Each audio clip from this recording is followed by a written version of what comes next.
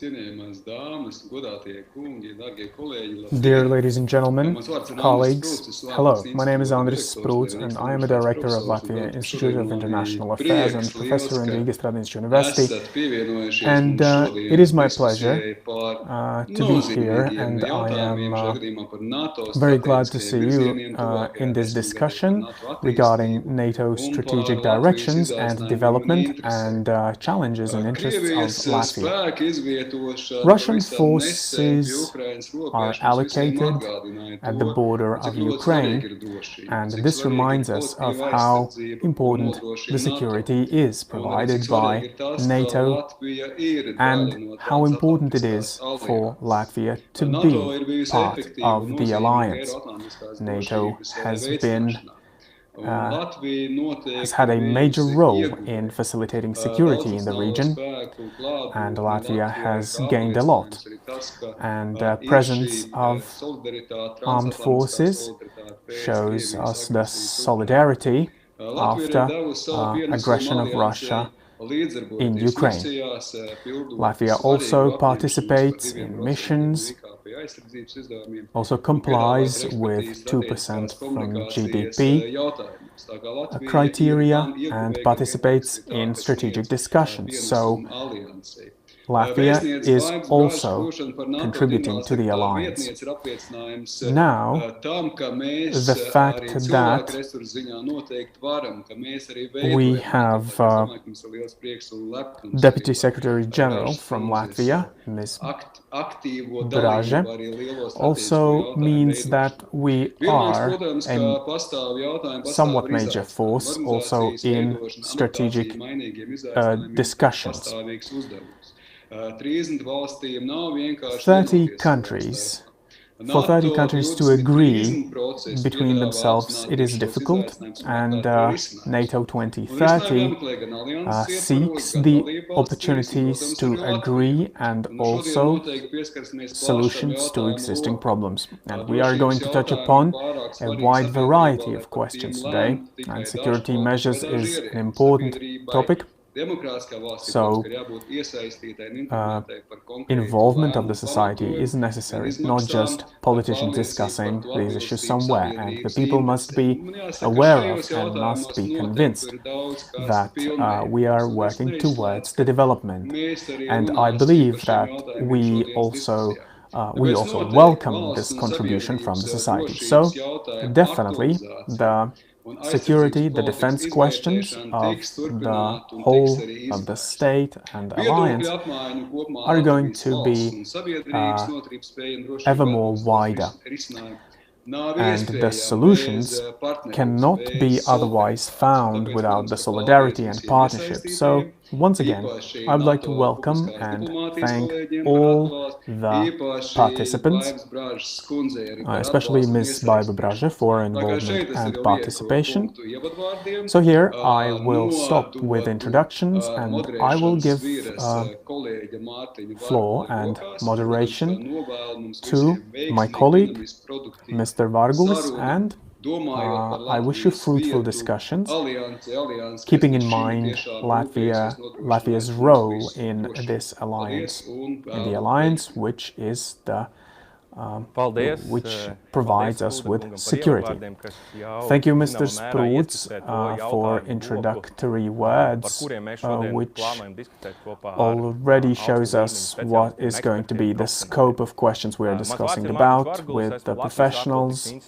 And my name is Mārtiņš Vargulis, and I'm a researcher of Latvia Institute of International Affairs, and I would like to add that the aim of the discussion conceptually is that since 2010, when NATO approved the concept, still in force, binding strategic document, how the alliance is viewing different challenges. And since then, the security environment has changed. It has become multidimensional. And the alliance is challenged from various directions, in various ways, and we have seen not only military challenges, but also pandemics, health security, energy, cyber attacks, etc. And all these factors are playing ever more significant role in our well-being and feeling secure.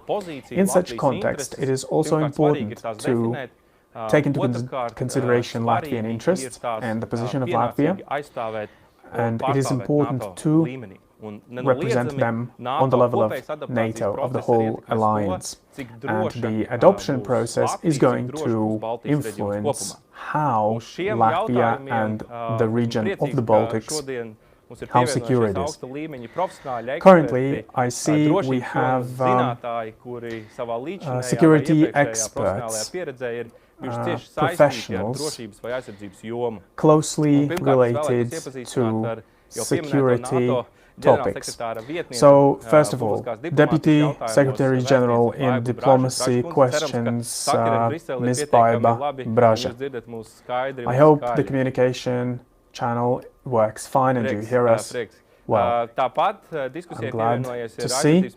Also, Ministry of Defense State Secretary Jānis Garisons is here with us. Hello.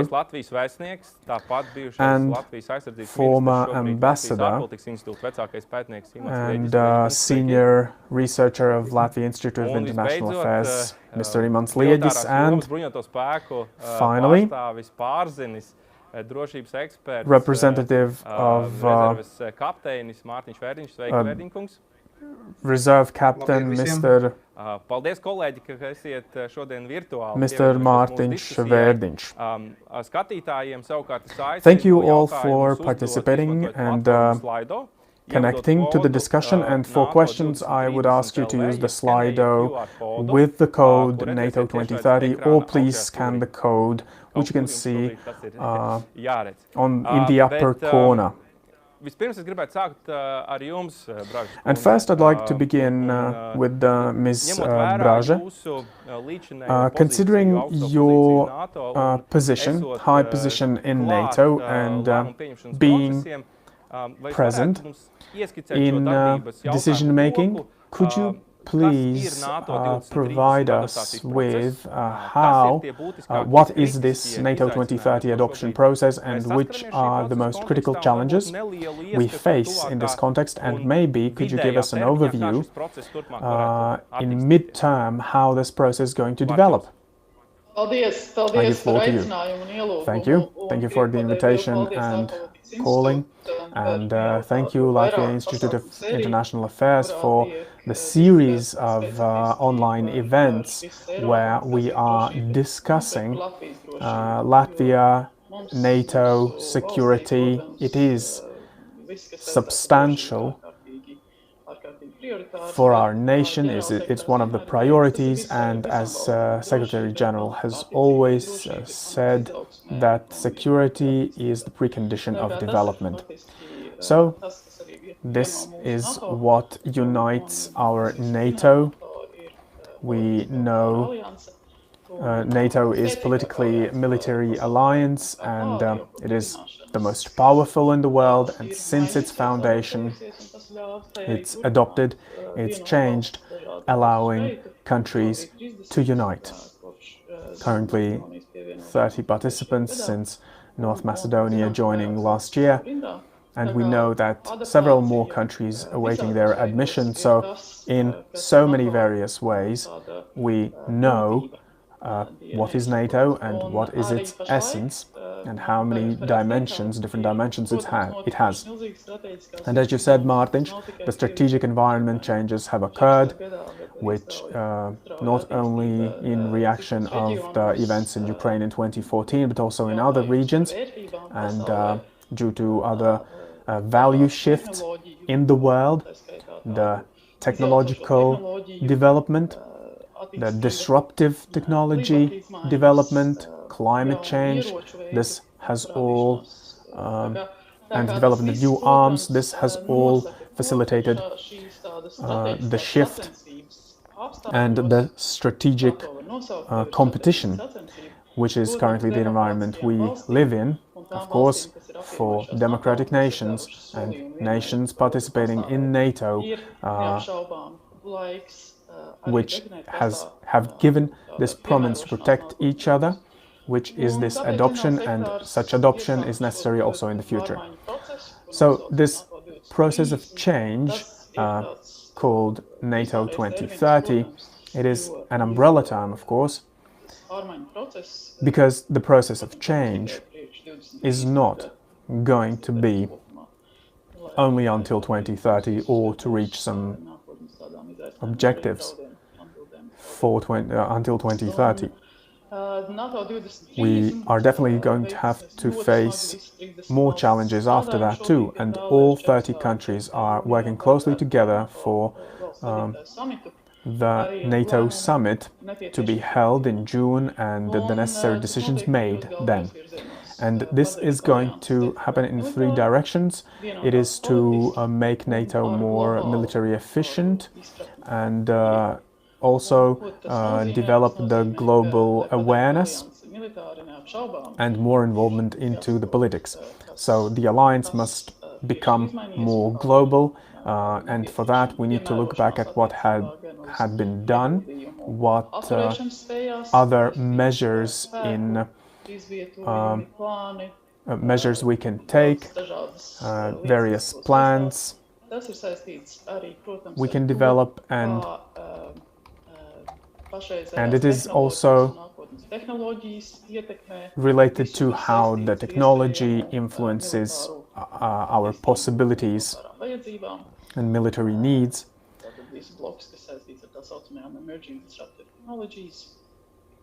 So all the topics related to emerging technologies and also their transportation when necessary. So absolutely everything, starting from this deterrence policy to technology. And it all influences both our society, because the most realistic threat arises from various hybrid threats, not only military, involving the reaction with the Clause 5 of the agreement, and individually and in smaller groups. We need to understand what has to be done when we are threatened in the cyber environment, if we have informational attacks, and each state has to find solutions for this. Currently we don't have a single united solution and counteraction, and all this process has to be aligned and coordinated between the civil, between the public sectors and state administration. This is the most important task for us. The more united politically, and NATO has influence, it has got this recommendation power in politics, and this again raises awareness between 30 countries. What is the most important politically for our alliance? And through the political consulting process, the transatlantic link remains strong. Also, what is related to awareness of the threats and single awareness of the ongoing events in the world, and that raises the unity and the awareness and cohesion for us, not only to be military alliance but also to see political decisions made harmonized. And if we're talking about this global approach, and I'm calling it global approach not because we are intended to allocate forces, deploy forces in some remoter places, but nevertheless, the threats don't have borders anymore in today's world, and it is a challenge for the democracy in the world to continue our development model, and the partnership with the European Union and other democratic states all over the world is of utmost significance currently. And here various models are involved. We're not talking about one box of topics in this partnership. There are various dimensions, trainings of armed forces, and international experience exchange in deterrence or measures taken in relation to the fifth clause, and of course with our partners both in Australia and elsewhere. We have been working closely together on these topics. So the partnerships are global, and we are all aware that China is not posing only opportunities but also challenges, how it develops and how they have different values, which again is the topic of political development and how all the alliance views China. On the 14th of June, this will end with the summit, NATO summit, and Martin also mentioned the strategic concept. We do believe that the NATO strategic concept has to be developed and reflect all the geopolitical changes and competition currently ongoing, to be aware of the security environment in the world, and most probably in 2022 we will see that the modernization process is going to finalize and new strategy is going to be implemented. And for all the Baltic states and northern states, their contribution will be very important.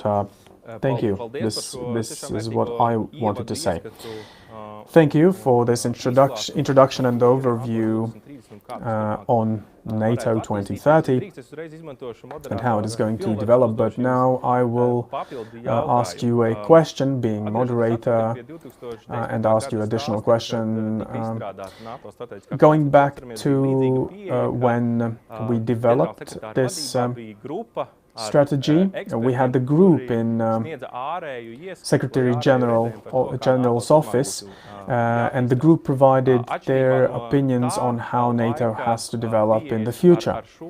And compared to that approach then and this one, we see that there are no participants from the Baltic states, which caused some which resonated and which was heard. But so I would like to ask you, coming back to your position in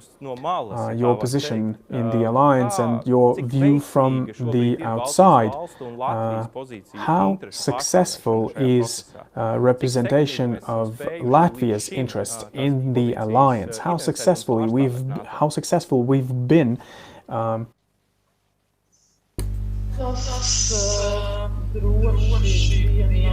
Most possibly this question shouldn't be addressed only to me.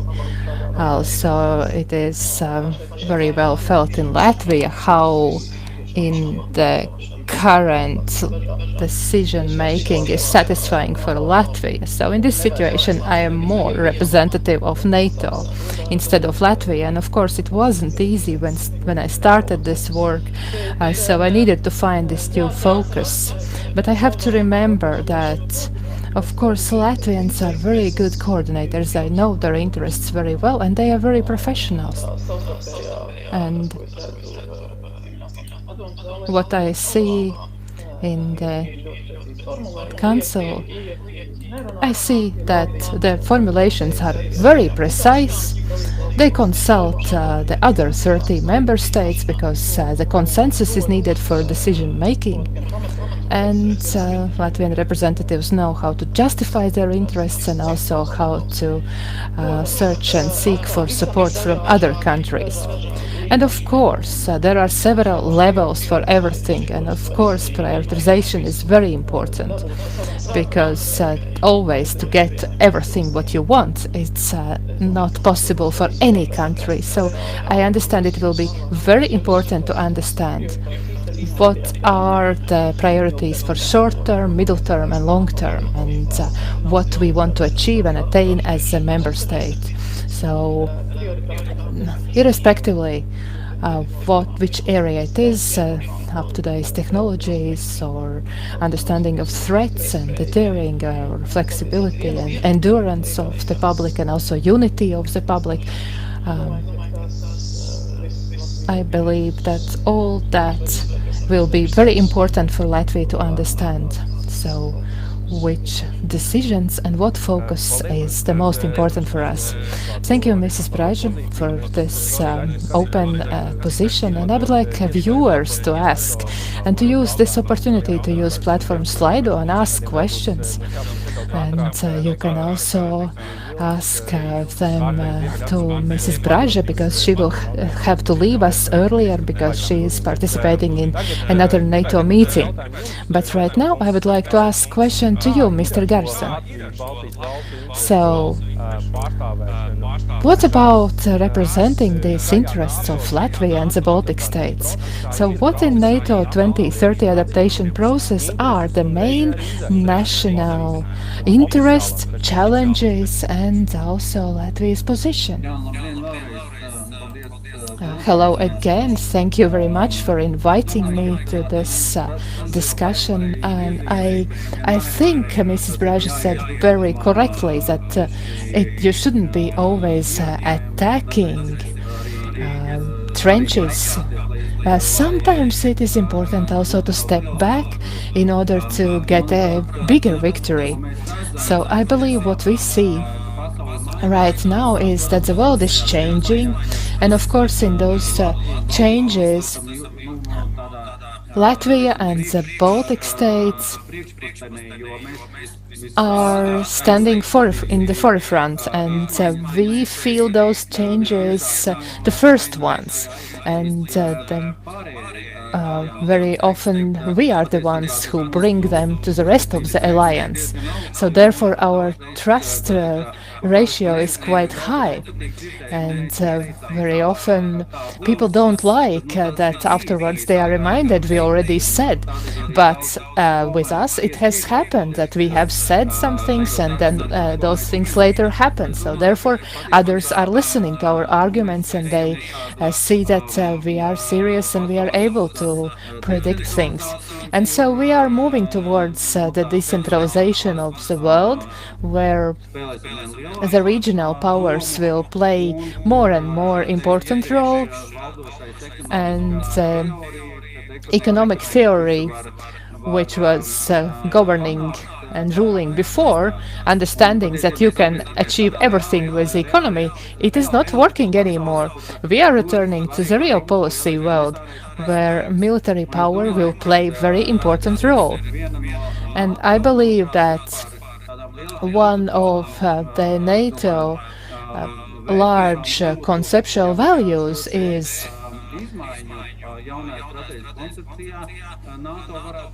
that NATO could accept those changes in the new concept.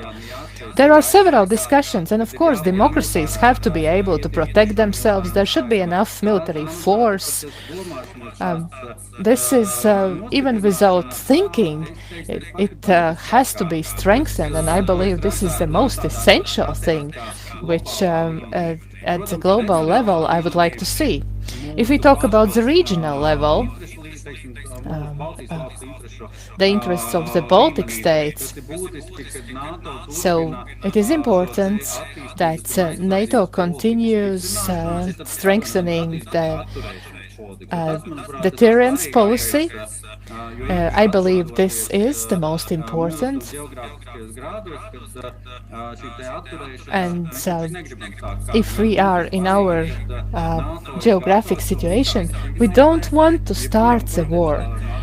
We just are here, NATO is here, and giving signals to any potential aggressor that any military activities would cost a lot, but of course that is expensive. But next question is about finances. We do everything possible from our side, but we see that many European countries are not spending enough money on this military. And of course, we can try to think how we will share and how we can do something. But I would like to say honestly, I have understand that don't try to pretend that you don't understand. Everything costs something. If we want to be serious, we have to understand that this security costs something. And if we talk about our situation, what is important for us? The presence of NATO is important, ability to react and an ability to make decisions.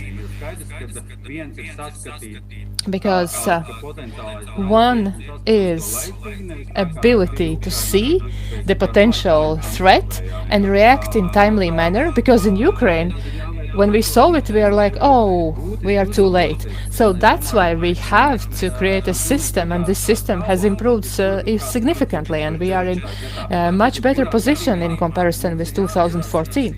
But in any way, we have to remember the mistakes and not make them anymore, because in the future those mistakes can cost us much more.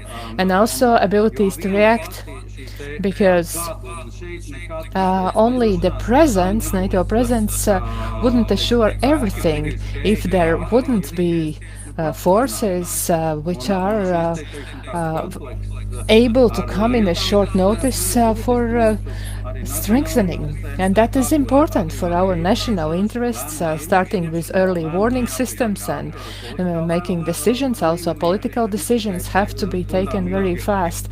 We shouldn't be discussing for hours, and the presence and also the possible additional forces which come to us to help. So those are the things which are important for us. Although, if we compare where we were in 2014 and 15, we can see that we have made a great progress. We have the multinational division, the North, which is one of the essential command management elements, and it also creates the cooperation between Latvia and Estonia, and also we have this united operational zone.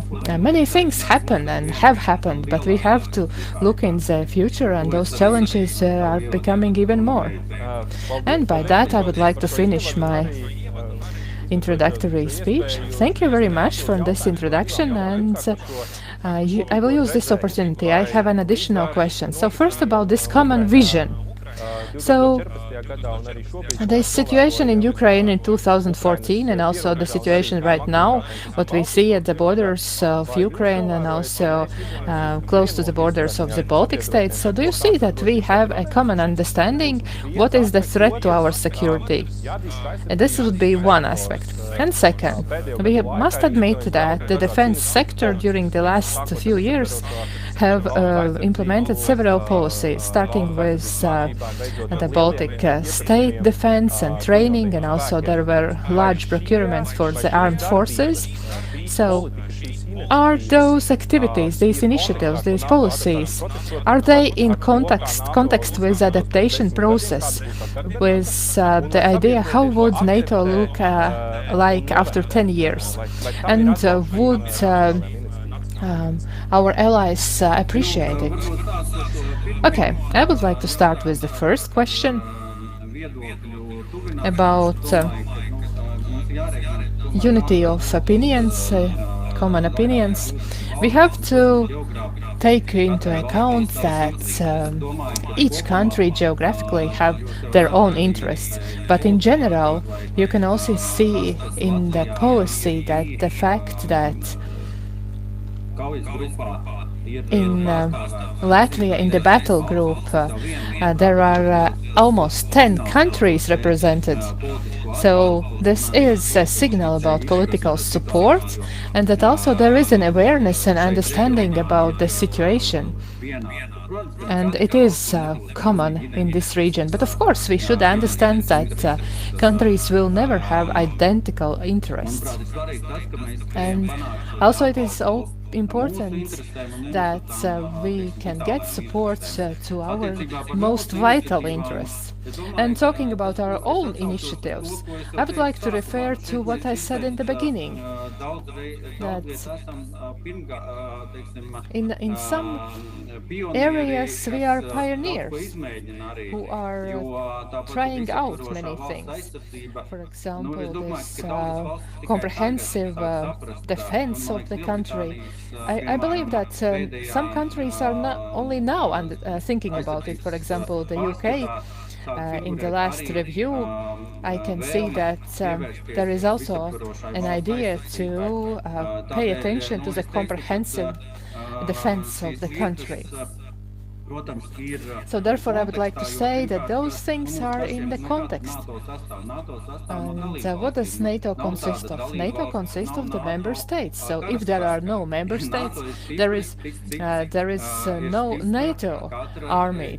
There are member states and they participate. So NATO is as strong as army of each separate country. So if we are stronger, then NATO will be stronger. And I believe that we have to be based on this theory. And also, if we do not protect ourselves, then also NATO or anyone else wouldn't do it if we are not ready to protect ourselves. Thank you very much for this opinion. Mr. LIIA, I would like to continue with you. So, from Latvian perspective to this geopolitical transatlantic direction. So, last 4 years, during the previous US administration, have created also some problems within NATO, and it was also and it also gave an idea to invest more, especially between the European member states. So, when you are looking at this process of adaptation 2030, so how those transatlantic ties and links will continue developing, and what is the role of the US in the Baltic region? Thank you very much, colleagues. I am so happy to be together with my colleagues.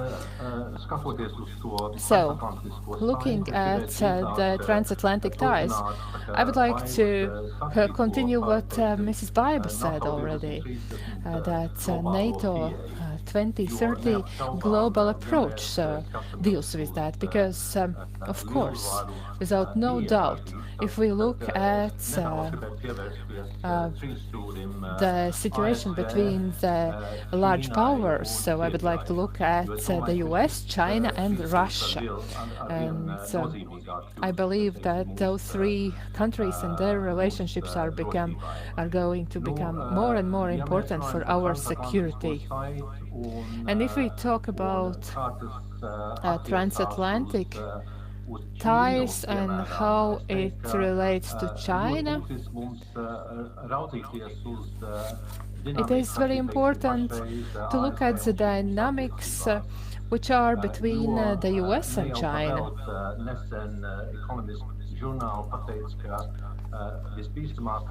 In The Economist recently, we read that the most dangerous place in the world is Taiwan. So for us is the situation that the US or this transatlantic tie has softened is very dangerous for us. So if this tie is not very strong, if the US is forced to pay attention to the happenings in the Asia and Middle East, then it means that we ourselves also have to pay attention to the situation in that region. And here also comes another thing, Russia, factor of Russia.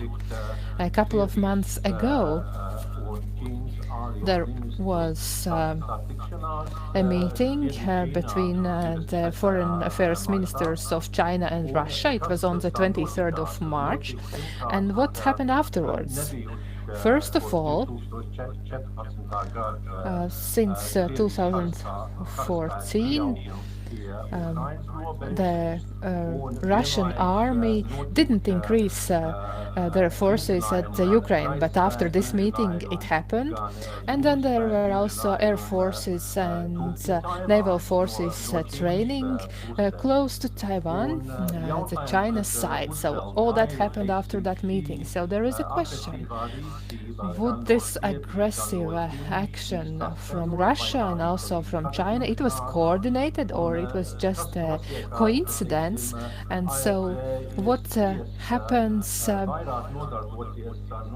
if the US has to deal with the situation with the far southern China region, and does it weaken involvement of the US in Europe, which we care the most about? So therefore, it is very essential for us from Latvian side to look at those situations in those places.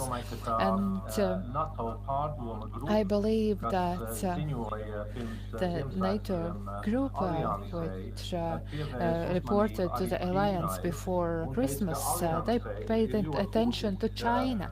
And for alliance, it is very important to spend more time and more human resources analyzing the situation in China. And also, there should be more action related to China.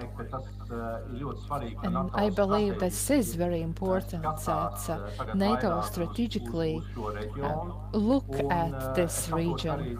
And I also understand that there is another issue on the agenda.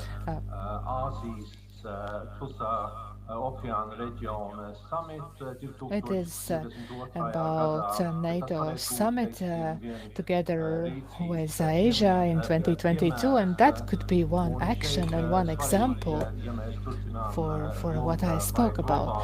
And also it is important, if we continue the idea that we should globally look more globally, then NATO is a possibility to get involved more and to cooperate with Australia, New Zealand, and those armed forces are already participating in the military operations in Afghanistan, and also the Southern Korea, and also Japan. So from the point of view of Latvia, I believe if we look at the transatlantic ties and our need to make sure that US is involved in the security of Europe, then first of all, we have to continue to prove to the US that Latvia is an ally, and Latvia is a country that can be trusted by the US. And of course, that is together with Lithuania and Estonia, and also with Poland. And then I believe that it is also very important when we talk to the US, it is important to promote this common understanding that China is the biggest strategic external enemy or external challenge. And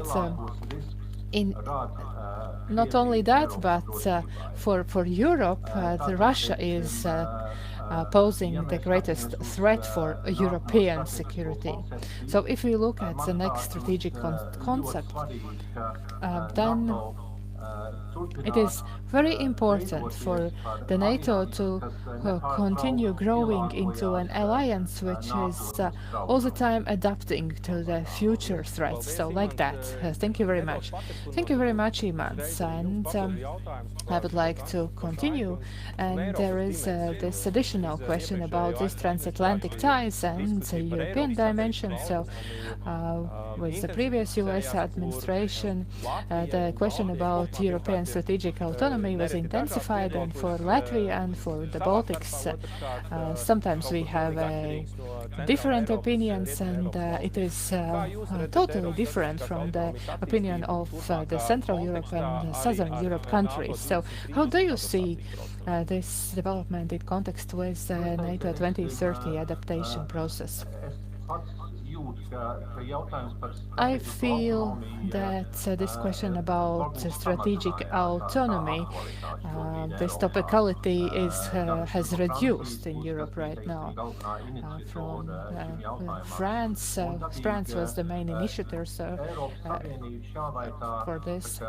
Of course, in any way, the European Union is operating its strategic compass, but at the same time, it is very important to remember that there is an interaction between NATO and the European Union, or maybe between the European Union and US and Canada and Norway. And for us, it's a very important question about military mobility. Therefore, it is very good that just in the recent days, the European Union agreed to allow to also add the US, Canada and Norway to this mobility process. So I believe that those contradictions between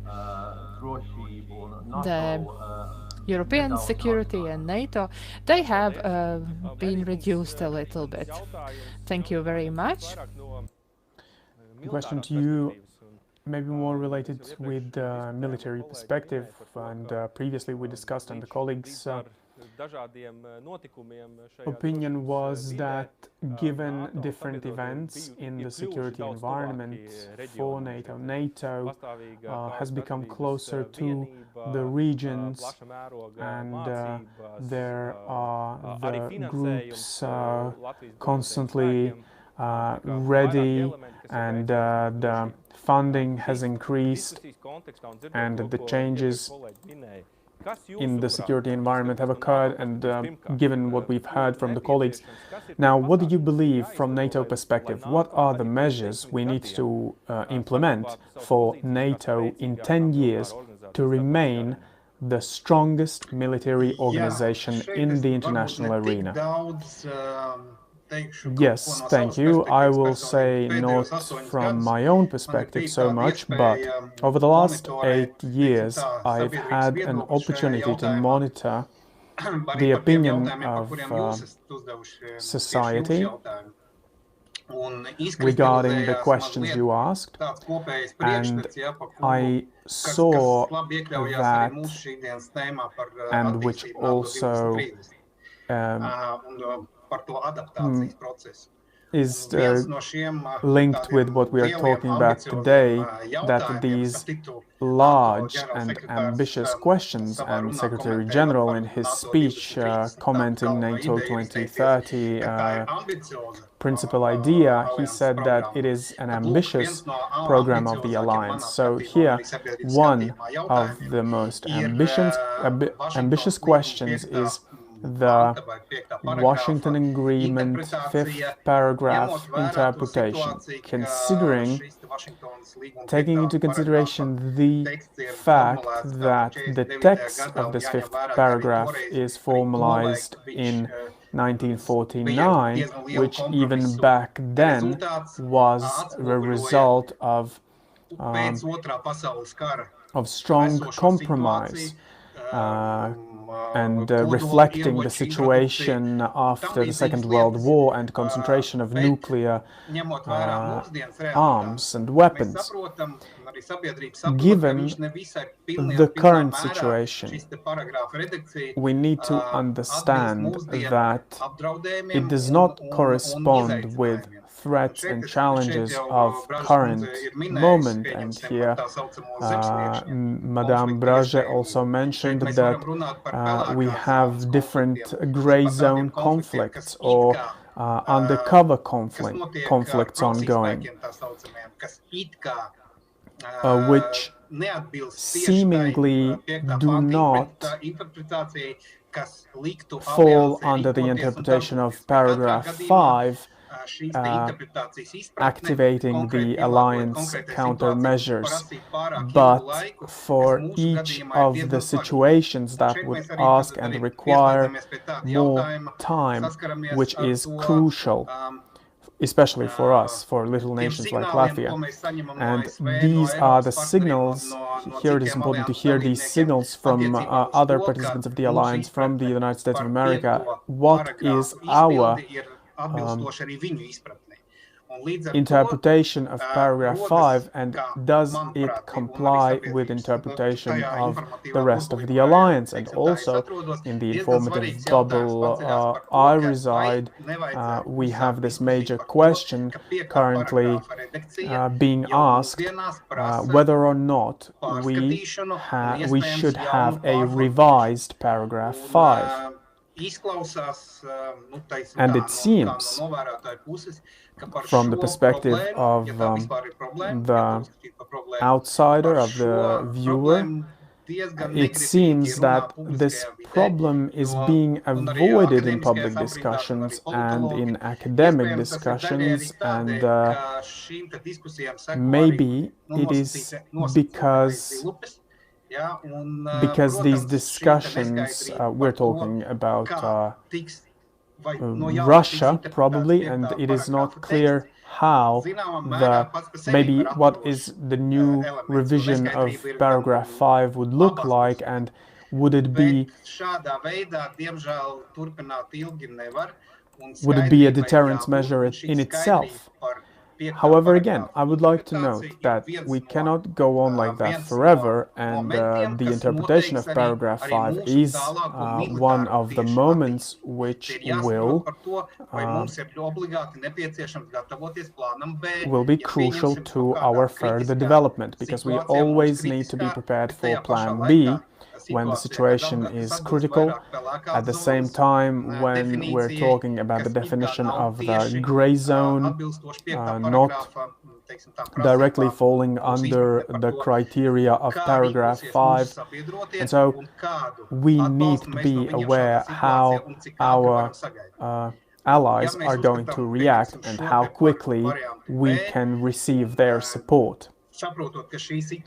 Understanding the situation currently at hand, we need to ask this very crucial question: whether the discussions are even ongoing, whether these questions are going to be asked, or everything is fine. So, if we decide that the discussion is not necessary, we can say that this is our perspective and we develop our capabilities, take into consideration the plan B.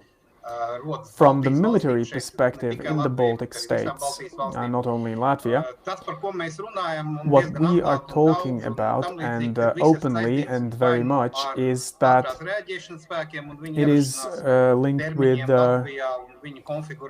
the forces of, with the reactive forces, or are we talking about development of our own capabilities? Both these questions have to be asked, and they are legitimate questions. So both capabilities must be developed. Rapid reaction and rapid response, and also our own military capabilities. And we also need to understand that military is the same in Latvia and in our Western allies. So capabilities of training are equal. What is different is the materially technical equipment, devices, comprehensive technology.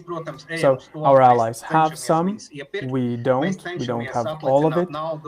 We are attempting and trying what we can do to purchase them, and yet we need to remember this is not a quick process, but the situation must be improved quick indeed.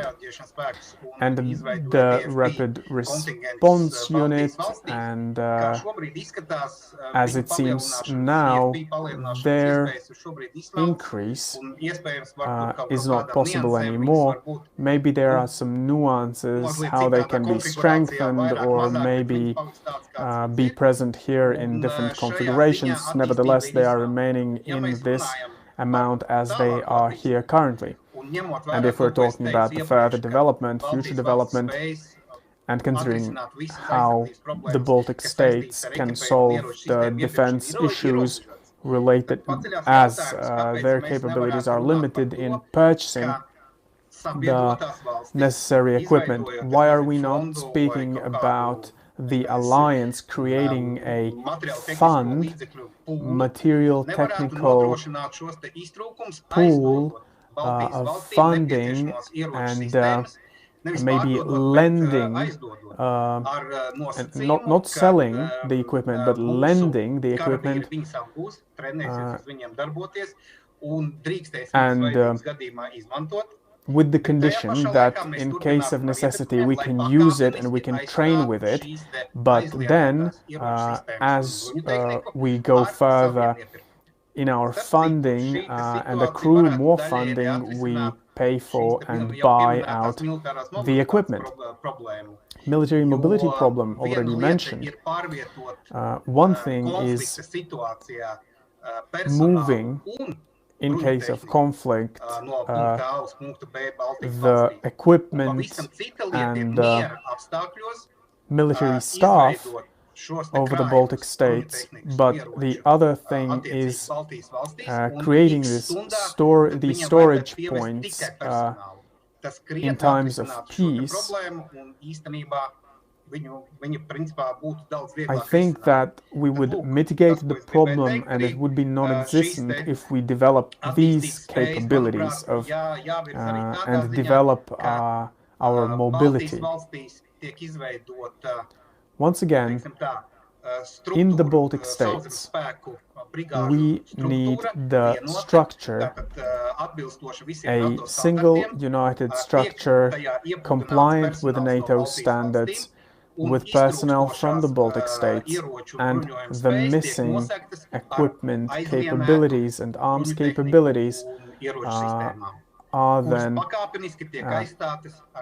the limitations thereof are mitigated with lended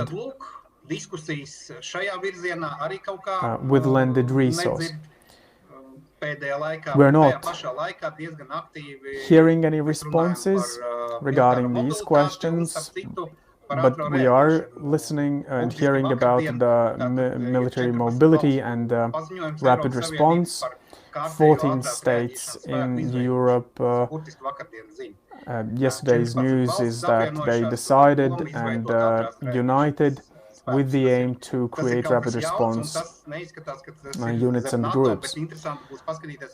It's something fresh, something new, and how is this going to be integrated in NATO, or how it's going to cooperate with NATO forces? This is interesting. And what Madame Brage also mentioned is the issue we're not looking at enough is the disruptive technologies. I'm not sure how to call them in Latvian.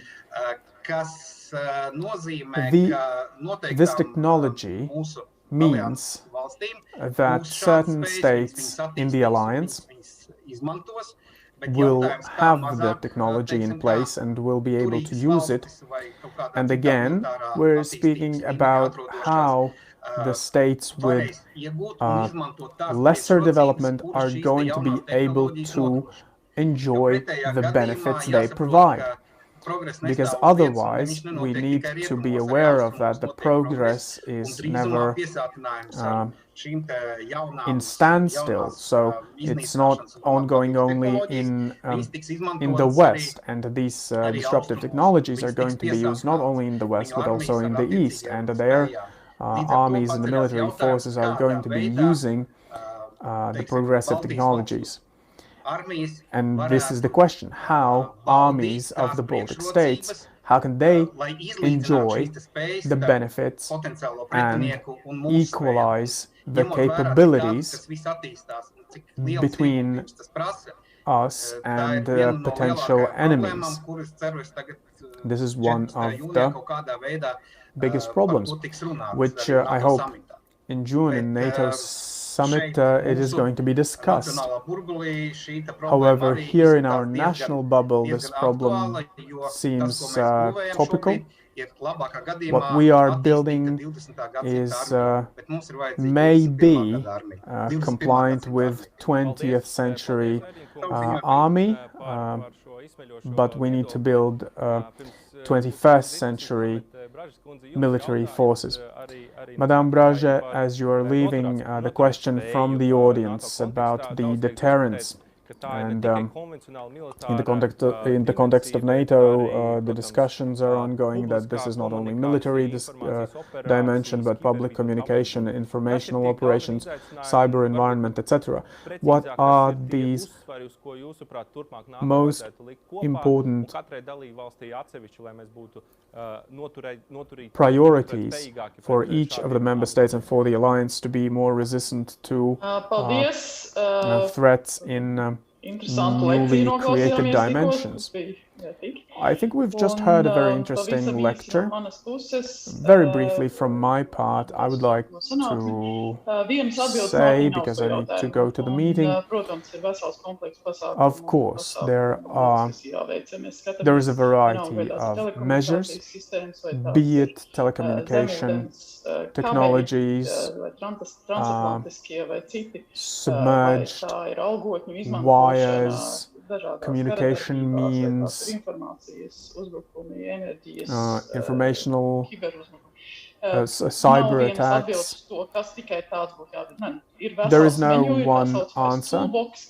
There's a toolbox, the menu, which the NATO alliance knows and each state, member state knows. And the deterrence and resistance capability grows with the growing community awareness of these threats. The cyber environment, social network platforms, and algorithms used for artificial intelligence development, and again, be it telecommunication, property rights, infrastructure on the street. Different states have different strategies and solutions to the problems. While preparing for summit, we have discussed the common objectives of this resilience and the deterrence and capability of monitoring and the implementation. I don't think it is going to be just to say, quote unquote, it's good we have something in place in this topic, but I think we are going to have particular measures decided upon how to improve society's resilience. It is definitely also communication improvement and state institution communication with their citizens, mutual trust, values, so many topics surrounding and this one umbrella term is never going to be going away from the agenda. Information storage, communication channels, this is all encompassing and the source of information, be it journalists, non-governmental organizations, state administrations, for everyone, collectively and individually. How do we say? What do we say? How do we communicate? And how we influence other people? And how do we contribute for this threat not to increase? It is like blockchain society, not just one single central channel, but we have so many sources of information, and they have to work in a coordinated manner. There is no doubt regarding the fact that we have common values and we have this common truth and one truth for all the alliance. Thank you once again. So this is why, especially, I would like to say thank you to the Latvia Institute of International Affairs for your efforts in informing the society and uniting us. Thank you for warm words and thank you for participating in the discussion. But now I understand you have to leave to NATO meeting. We have more questions from the audience. Mr. Garrison, I think this is a question to you. Šobrīd un kā aizsardzības ministrija koordinē sadarbību ar citām institūcijām un sabiedrību, lai veidotu visaptverošo valsts between the institution and the society to create this? Yes, we are doing it in different levels. Since 2013, we have a regular training, which is organized at several levels, also training for the government, and that helps to improve the situation that experts are preparing the government. And also the latest highlight was also the government played with specific situations, and we also in the some last times we ran to evacuate the government and ensure that it continues working. And what makes me happy is that if we compare with the situation in 2014, when it was just very general training, right now this training is very specific, very detailed actions, and also at the level of the government we are solving very practical issues. And then the second level is this interinstitutional cooperation, which happens on a daily basis, and each ministry has to develop their own action plans. And the third level, which turned out to be one of the most successful, is cooperation with the private sector and NGOs. And during the last 2 years, we have organized trainings with organizations of critical institutions, also NGOs and churches, and I must say that I'm very happy for the interest and also participation from the private sector. We have felt that they were very interested, and we are continuing this cooperation, and we plan to continue it. That we are working practically. We are not creating new documents just for the sake of documents, but we practically cooperate. And I would like also to react to what Martin Švediņš said. I believe that this is so typical for us that we are not very high opinions about us, and we are telling that in other places it's better. But in reality, if we look at the 5G and new technologies, then we can say that we are one of the leading in this area. And also maybe you have noticed that in cooperation with LNT, we have developed this area. This is one of the first projects in the whole alliance about using 5G network for military needs. So I wouldn't speak so lowly about what we are doing.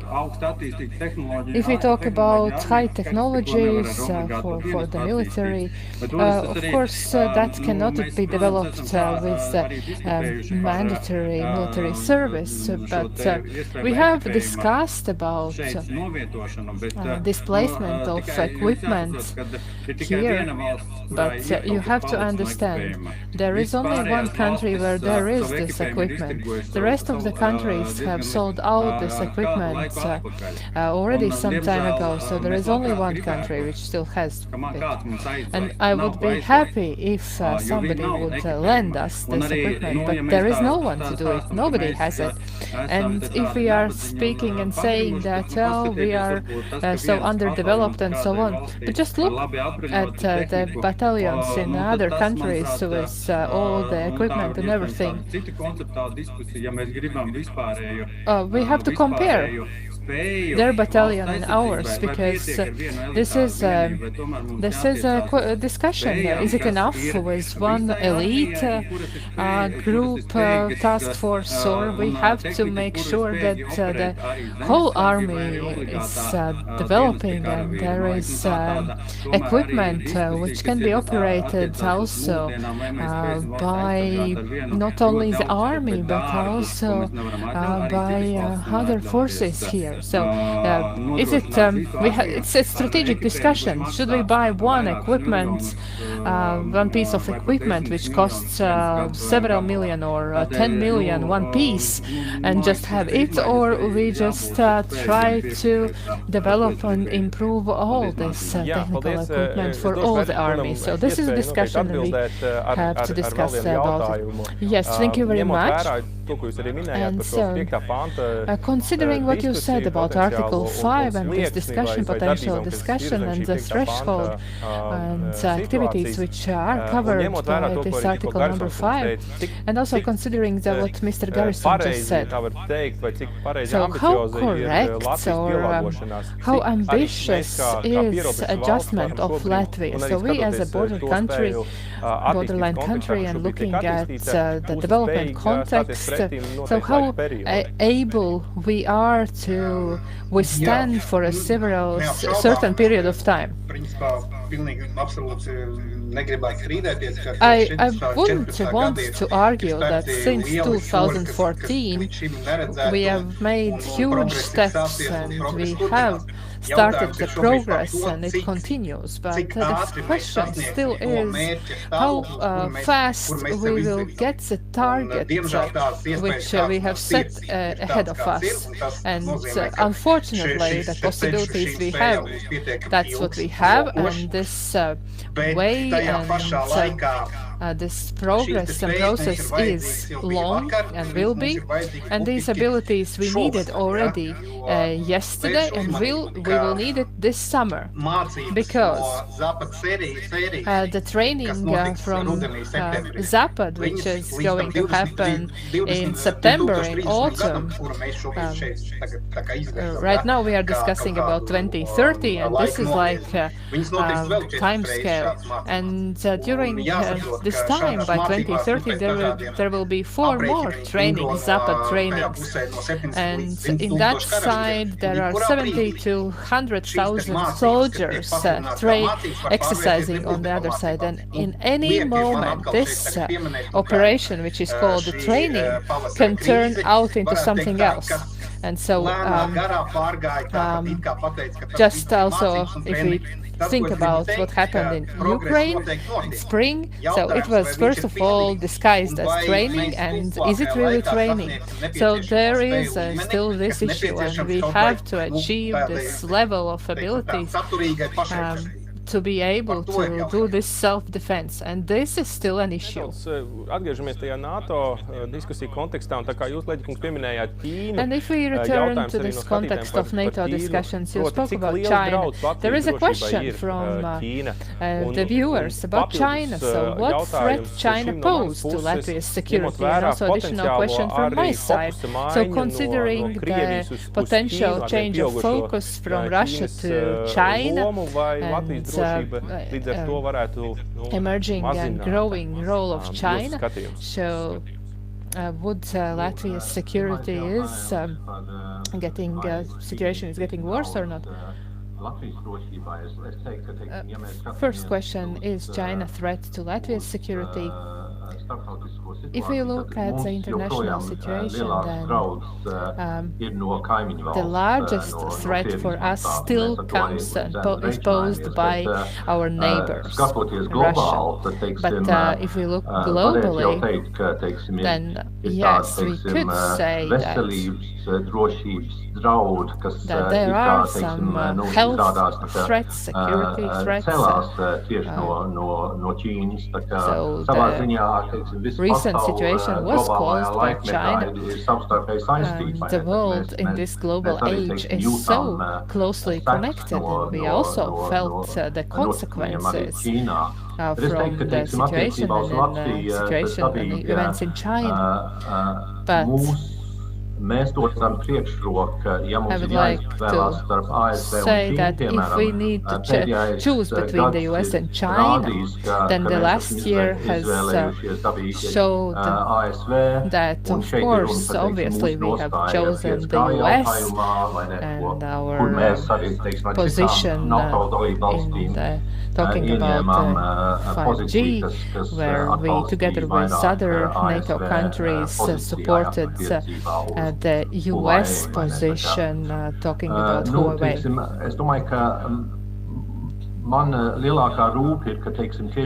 So my biggest concern is that the US and transatlantic ties are weakened by the fact that the US was involved with China, and US attention is drawn to the situation in Asia and also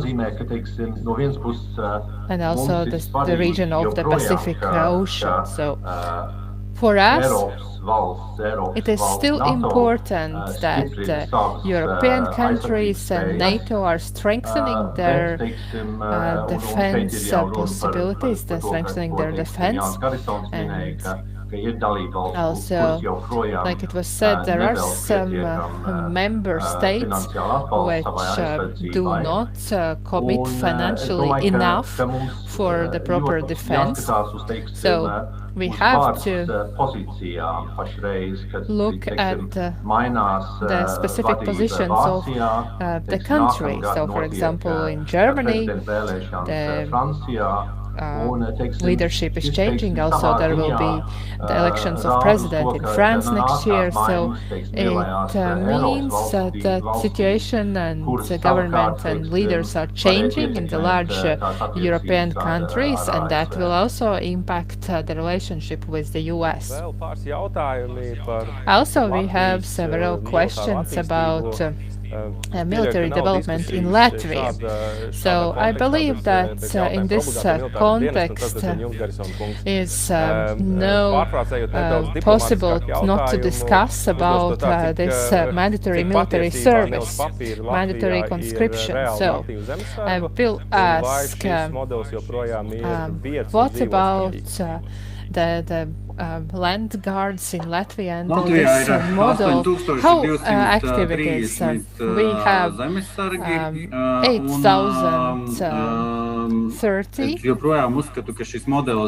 persons in Latvia, and I believe that this model is able to continue, and we will also link this model together with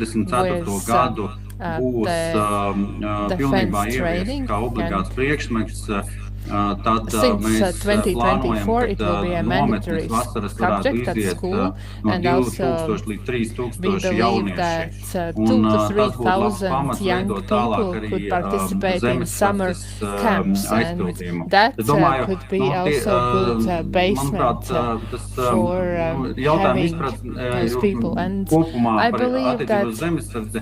Nav jau tā, if we ka arī talk tie rezerves about karavīri, kas these vai reserve obligāto soldiers, dienestu beigušie, ka viņi ir those pilnīgi katru dienu who nāk uz have apmācību. Tāpat ended kā, protams, the izejot military service, they are not apmācības required procesu, to go to training every day. Viņš kļūst neaktīvāks, un mēs arī visu laiku strādājam pie tā, lai vairāk motivētu zemesargus iziet pilnu apmācības ciklu, un skaidrs, ka vienā brīdī zemesargs, tāpat kā arī rezerves karavīrs, kas izgājis vai nu profesionāli vai obligāto dienestu, ir iesaucis tikai uz mācībām. Tā jau ir tāda, man liekas, sistēma, kas arī obligātā dienesta modelī funkcionē. Tādēļ tā sadale arī rezerves karavīru sadale vienībām tā ir notikusi, un attiecīgi tad šie te karavīri arī tiks iesaukti mācībās un regulāri trenēti. Paldies par viedokli. Bērniņš, kāds jums skatījums, jo šis jautājums arī jums adresēts par obligāto militāro dienestu un iesaisti. Also the question goes to you. Jūsuprāt, ir militāri pareizākā uz doto brīdi, ņemot vērā about this mandatory conscription. Is it necessary considering the challenges we are facing? Atlicināt vēl atsevišķu raidījumu, lai runātu tikai par šo tēmu, ņemot vērā šeit ierobežoto laiku, ja. Es pateikšu tikai a separate discussion just about that, but taking pagaidām nerunājot par zemesardzi, kurš into the consideration the time limits and not talking about national guard. So the serious experts in the world are saying that the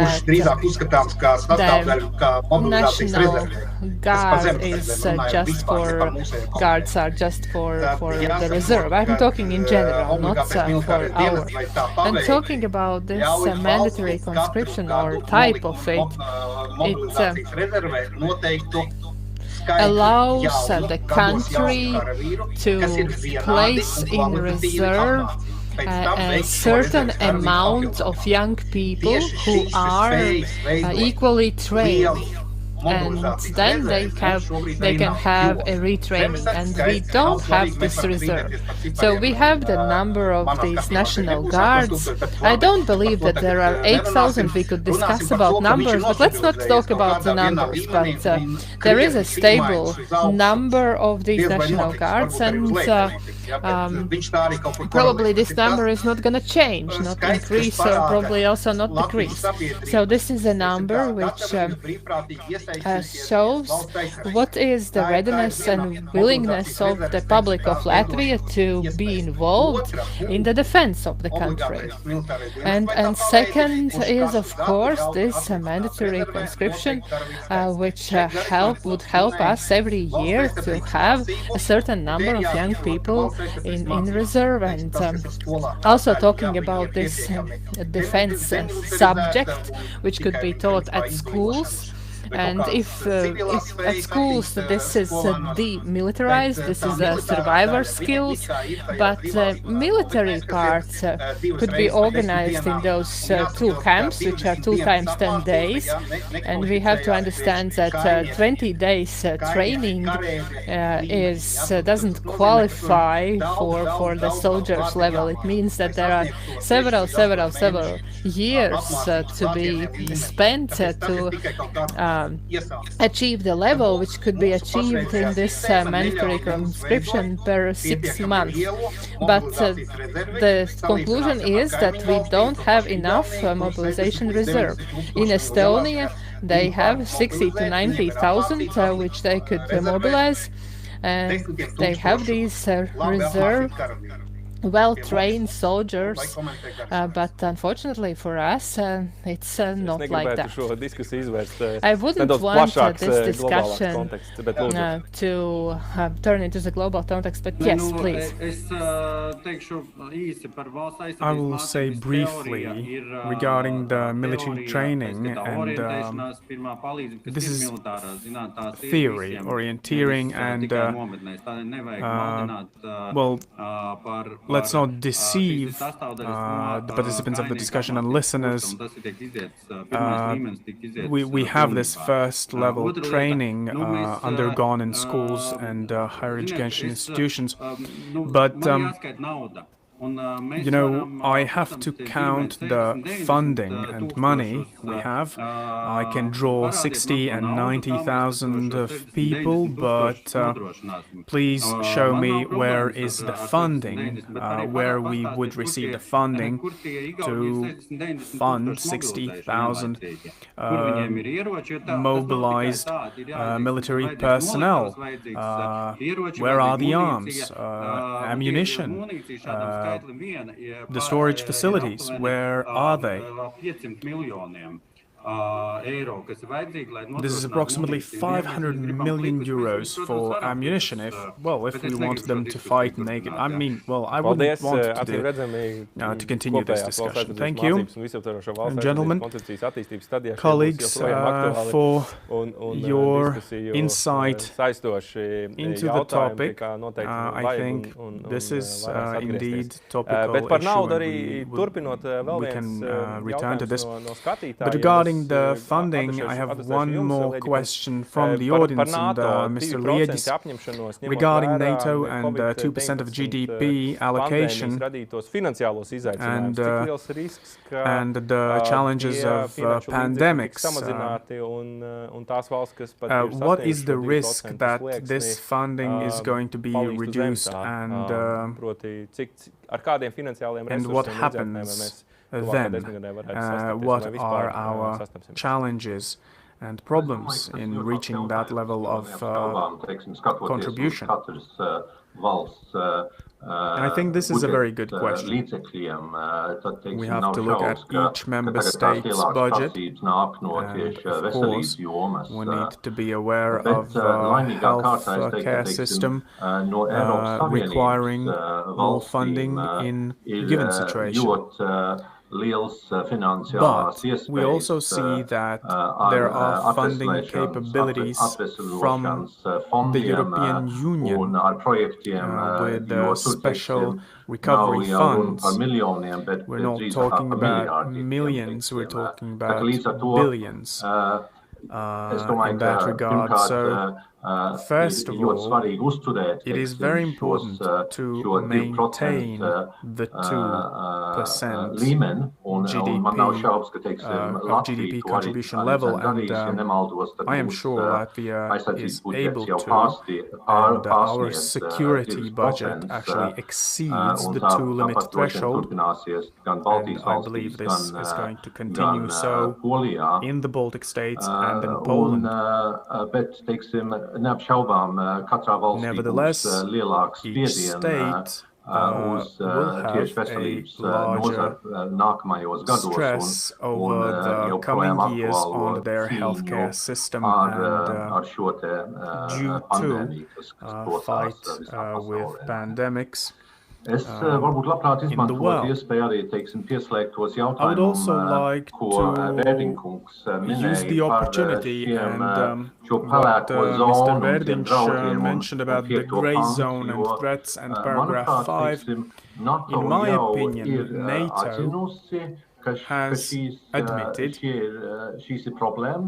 that these are the problems, and over the last years the decisions have been made by member states deciding that cyber threat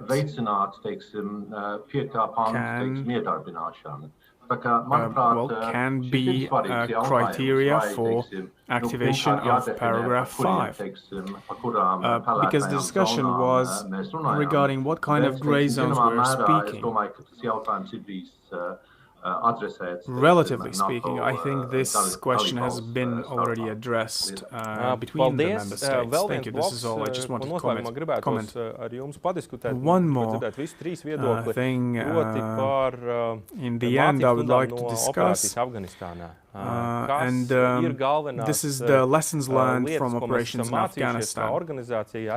What are the things we've learned as an organization, as member states, and what is our view in the future and security situation, not only in Afghanistan, but in the region as a whole? Mr. Garrisons, maybe? Es domāju, tās mācības ir daudzas, ir tādas, kas, protams, ir vērtīgas arī mums, pielietojot valsts aizsardzībā, bet, protams, ir tādas arī, kas mums nedara, jo ņemot vērā geogrāfiju un pretinieku, tā situācija tomēr ir savādāk. Bet es domāju, ka tā lielā politiskā mācība ir tāda, kad, ja nav atbalsts vietējos iedzīvotājos, manuprāt, tad ir ļoti grūti noturēt šo te kontroli pār teritoriju un sākotnēji, iespējams, tas ir, teiksim, tas, kas notika Afganistānā un tas, kas notika Irākā, arī daļēji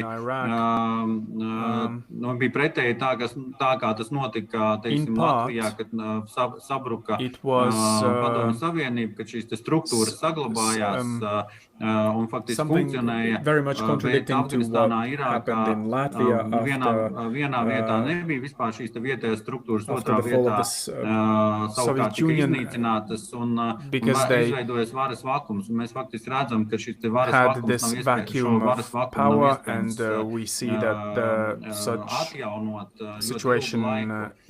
Otra lieta, manuprāt, tas ir militārā viedokļa, tad jau ir būtiski, for a very long time already. The second largest lesson was that the big forces being integrated and how they can communicate and work together. When we left Afghanistan, our battle forces and groups in the Baltic states and in Poland, we will have to continue integration of the forces, very important to joint operations. Otherwise, when we see militaries of different countries coming together, there is a problem in communication and being able to work together. Mr. Liedis? Yes, I think the largest lesson learned to Latvia from this was that we as a Latvia, we are an integrated partner of NATO. We are able to contribute into the common security. I must say, participation in operations in Afghanistan has had its toll, and 10 years ago when I was a minister, it was the most difficult time. It was accepting and waiting for pateikties katram, teiksim, Latvijas karavīram, kas ir dienējis Afganistānā. Dabīgi, es domāju, tas ir no militārā viedokļa, kā Jānis Garrisons norādīja, daudz ko devis, teiksim, and I think, well, I wanted to say thank you to all the military and their participation in the real armed conflicts, and we are aware and we understand this price of it. The situation after the September 11th and the system in place since then, the latest events show that, well, there's not much positive outlook in the future.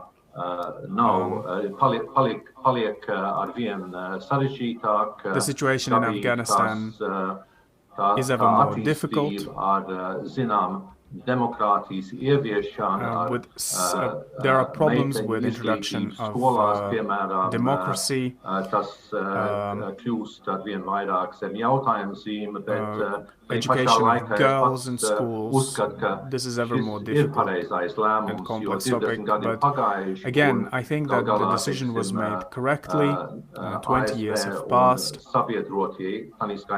and USA and the allies, including Latvia, have done everything they could to fight the terrorism threat arising from Afghanistan. I think that it definitely is so that since 2001 is not that major anymore. I think that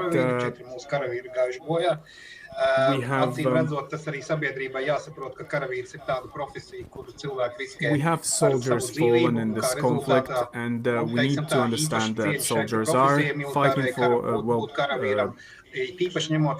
they can lose their lives in these operations, and it is, and these missions are activated within the framework of the 5th paragraph, and this is the correct interpretation of paragraph 5, also reflecting that Latvia can be a reliable partner.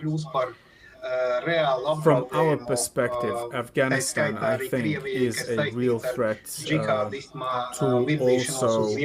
Russia, with jihadi moving to the north, using Uzbekistan, Kazakhstan, Kyrgyzstan, and other territories, and Russia will have to think about the southern direction, which gives us time to prepare, because from the south Russia is threatened, and the threat is real, contrary to the threat non-existent from the West. Thank you, colleagues. I wouldn't want to put full stop here. I would like to say it's a coma. In Latvia we have different opinions regarding the topic, which is only positive. The two publications you can find on our webpage or printed. If you communicate with us, we can send you over. And we are continuing the discussions on the topicalities, and most probably in 2022 we will have some decisions in place regarding the positioning of Latvia interests of Latvian society, and I think it is important in also corridors of NATO. Thank you to all the participants, to the audience, and we'll see you soon.